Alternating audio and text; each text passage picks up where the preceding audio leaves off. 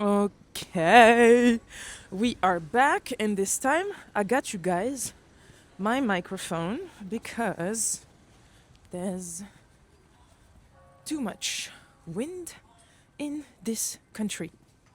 Donc voilà, I'm still in Amsterdam. We are day, I don't remember which number of being in the fucking cold, of being mistreated and slapped by the fucking wind. Vraiment, I used to make so many jokes about the weather here, like quattro stagioni in one day, 4 seasons in one day. But it's actually very true. So, voilà. And this is the first time that I'm actually using my mics outside. Usually I don't care, because I have my phone. It really looks like I'm just sending a long ass voice memo. But now it's like the mic is connected, and then there's a microphone on my scarf. So I'm also like, putain, if people see it, they might be like, oh, this bitch is speaking to herself, she's crazy. Yeah, that is for sure. But still, practicing being consistent with my sharing, my thoughts, and just finding my voice. So anyways, all this banter to say that I woke up a couple of days ago, actually the day Ramadan started, and I don't know, I really just wanted to do it. It's been a while since I haven't done Ramadan, and I can't do it right now because I have my period. So we cannot do it when we have a period, but we can catch up for the days that we missed during the month. So that's what I'm gonna do. And the reason, I woke up again on Wednesday and I was like, I just want to be close to my people. That's one of the reasons. I just want to be close to my people. I just want to strengthen my faith with God. And I think that I talked about it a bit in one of the episodes, but I didn't go maybe too much in details. But we've been brought into Islam with both my parents. My mom is Tunisian. My dad was Egyptian. So I have this double culture, double traditions, double customs in me, and I'm so grateful that they brought us this way, that they gave us the environment and the curiosity and just everything that we needed to understand a bit more about where we come from, what is very unique to us as well. And I grew up like that with my brother, so we know how to read, to write, to speak Arabic, both of our, let's say, dialects, because from Egyptian to Tunisian is very different. And I mean, very different. One is chanting, the other one is more, I feel, aggressive. Guess which one is which. But I remember when we were kids, we would hear Arabic at home. We would respond in French, sometimes in Arabic as well, but that's also how we learned, on the go.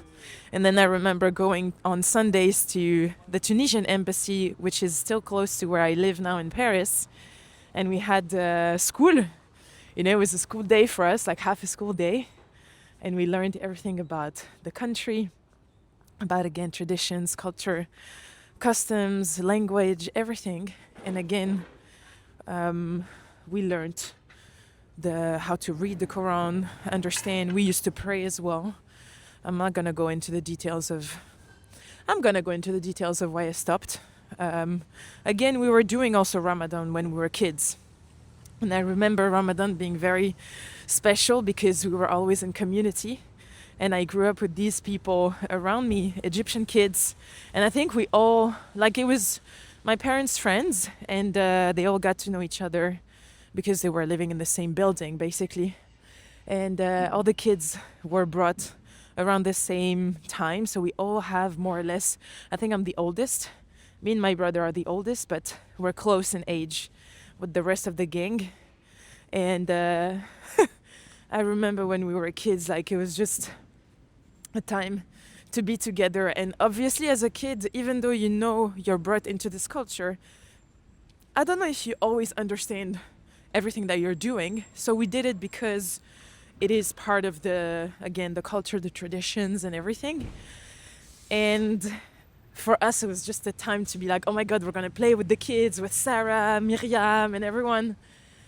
Sondes, Yassine, genre, even just like sharing these names out loud, I'm like, oh, it brings so many memories. So I don't think that, we understood what it really was. And for me, I think I challenged everything when I started growing up, because with school and, growing up, you're like, okay, but who am I? You discover interests, you go out with your friends to the movies and everything. So when you come home, you have a lot of prayers to catch up on. And I think at some point it became a lot to me, because I was interested in other things. It didn't make me less religious or anything, and I wouldn't call myself religious anyways, but it just made me, I connected differently to my faith, and it didn't stop me from believing in God. I've always believed in God. And again, I think it's also because of my parents and how we've been brought up. But I think with time, again, you just go through life, you live things, you always know, like intellectually maybe, and I would call it this way, intellectually you know that God exists, and you believe in God, and you believe that He's here. Because when I think of it, like, for me, He's always been present. Like He saved me so many times, He showed me the way so many times, and the rare few times where I actually asked Him, where I dared to ask, because again, I don't know how to ask and I've never asked. Every time I said, please God, give me a fucking sign. I swear to you, He always showed up. Even up until now, He's showing up. And I think that there's another layer of me right now learning to ask. And it goes along the lines of, I don't know how to ask for help and everything, but with my dad leaving this world, again, I got super closer to my faith. And I was just like, well, it's God's will, really. He decides. He decides whether or not we get to live. He decides whether or not I get this opportunity, regardless of the efforts that I can make or anything. But long story short, since my dad passed away, I just feel closer to God. I really feel closer to God. And every day, I've always been grateful, and I've always practiced gratitude. And even in my way, I thought, and I still think that maybe I don't pray just like I used to pray, religiously 5 times a day and everything. But my gratitude for me is my moment during the day where I get connected to God. Putain, I forgot Amsterdam, like all the bridges, it's like up, down, up, down, up, down. That's why I'm panting a bit. But yeah, for me, practicing my gratitude is always like a way to say thank you to God. Writing, speaking it, being in my body. And I really, truly believe that He hears everything that we say, that He sees everything that we do, obviously, that He reads everything that I write. So for me, now I feel more and more connected to Him, and more intentional also in the way I am. And maybe again, it's because of how 2025 slapped me and everything that happened for me. I always said, okay, Dad is gone. We don't have a house anymore. We've been evicted. The dog is here. The fact that I was sick, breaking up, closing my company, leaving the Netherlands, like everything really, really happened for a reason. And I'm starting to understand why. I don't have this sort of like clarity, I think, yet, but I know that He's been guiding me all along. And I think my waking up the 2 days ago, wanting to be closer to my faith and closer to God, actually, by doing a Ramadan, was really just like, okay, I want to keep practicing my faith. It's just like every other thing that you want to learn, every other thing that you want to practice. I mean, everything you want to learn and everything that you want to strengthen, you need to practice. And for me, it goes the same with faith. And I don't have any, metric or goal or KPIs, obviously, with my faith. But it's more I want to keep on believing. I want to keep on being closer to Him, and not in the way of like, oh, I want to ask, and I receive. No, but I want to understand, I want to understand more of why things are the way they are. and even go back to reading the Quran, just to understand. I'm not saying that I'm gonna go full, hijab and everything, and even if it was the case, but it's just more that deep curiosity that I have and that I've always had for stories. Again, it's about story, and this is also part of my story. And I guess that maybe it's my dad taught me everything around that. My mom was very chill. She never told us to do anything. She was like, you guys do whatever you want. This is how I do it. But you're very open, to join, to practice with me and everything. So it wasn't sort of like a mandatory thing. I think for my dad, it was really more important. And I guess that this was also his way of connecting to us. I think that's, all right, welcome to Amsterdam, very noisy. But yeah, for me, I guess it was also a way to connect to him, because I don't remember a lot from my dad. I don't remember a lot of moments that we've had together. But I do remember this, and again, I'm a very curious kid, and I've always asked questions like, why, all the fucking time. And I guess now I'm just like, maybe I want to get to know his world, Even if he's gone, I just want to sort of maybe also honor his memory, but also, and maybe honor this link, this bond that we used to have through religion, through culture, through understanding a bit more about our customs and everything. And just out of curiosity, man, out of curiosity for my own culture, for my own heritage. And I think that, again, all of this is exacerbated by the fact that he's gone. And from my dad's family, like, everyone's gone apart from my aunt. But, Arabic drama families, we don't really speak with my aunt. And I'm not going to go into details anyways, but from my dad's side, I don't know shit, man. So I think I'm just trying to also find a mean of connection to him, but at the same time, a mean of connection to God, and a mean of connection to my own culture, to my own people, and I think that now more than ever, and I think since last year, again, I'm just so fucking mesmerized again by everything around me, by a fucking tree, by a person's story, by traditions, customs, culture. And I think I've been fortunate enough to travel as much as I am doing, and I keep on being mesmerized by people's stories and by what makes people's paths so fucking incredibly unique.